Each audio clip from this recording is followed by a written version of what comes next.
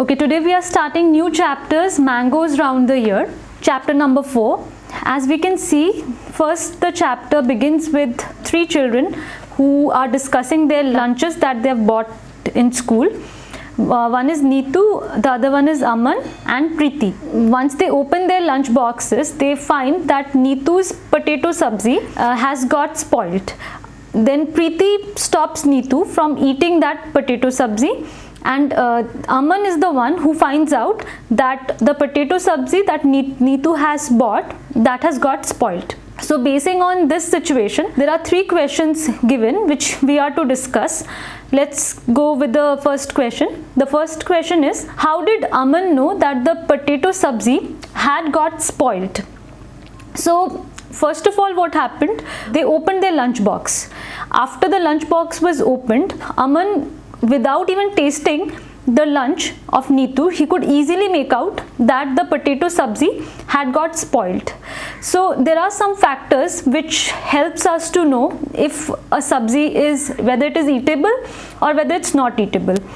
So the first three things actually, which lets us know whether any food item, whether it's eatable or not.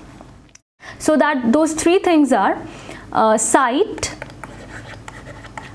smell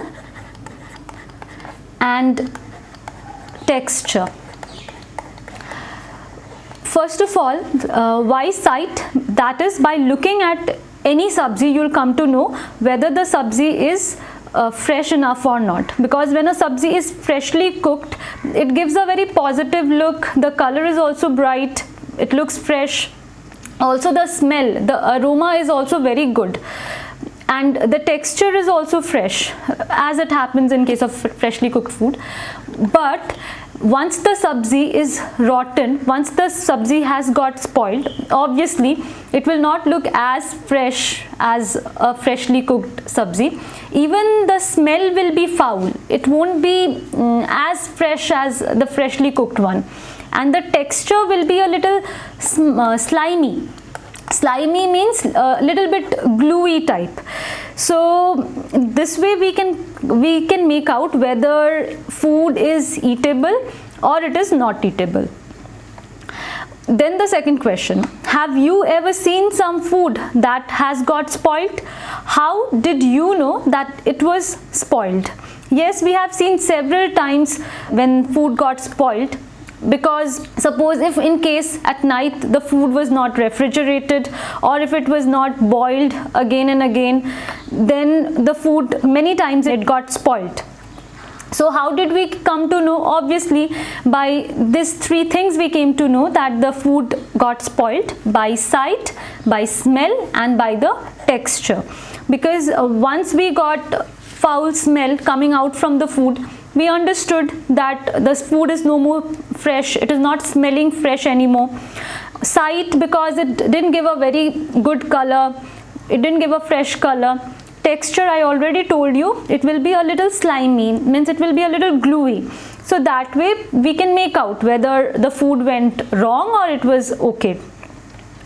And now the third question, it is said, Preeti told Neetu not to eat the potato sabzi. What would have happened if she had eaten it? Of course, if Neetu ate that sabzi, she could have had food poisoning. Also, we call food poisoning, the other name of food poisoning is food-borne illness. So why food poisoning would have happened to Neetu?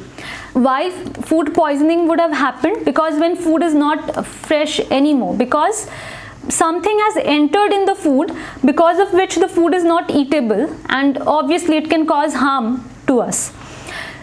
And what has entered? Things that we cannot see, that is microorganisms. Microorganisms are one kind of living organism which are very small in size and which we cannot see with our naked eye, but they enter in spoiled food, and what happens, makes the food unfit for our consumption.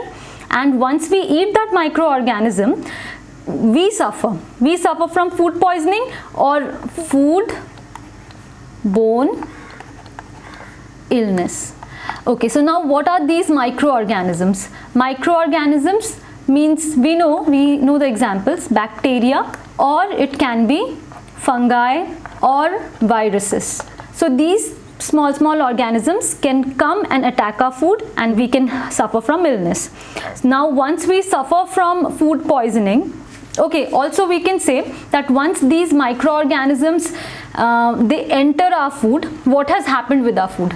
Now our food is no more a freshly called food. Now we can say that the food is contaminated. Okay, then comes what will happen if we have food poisoning. So food poisoning has certain symptoms. So what are those symptoms? That is, we may suffer from abdominal pain, which we generally say stomach pain. We can have vomiting, or we may have loose motion. So we may undergo so many types of problems. That's why we should avoid eating spoiled food.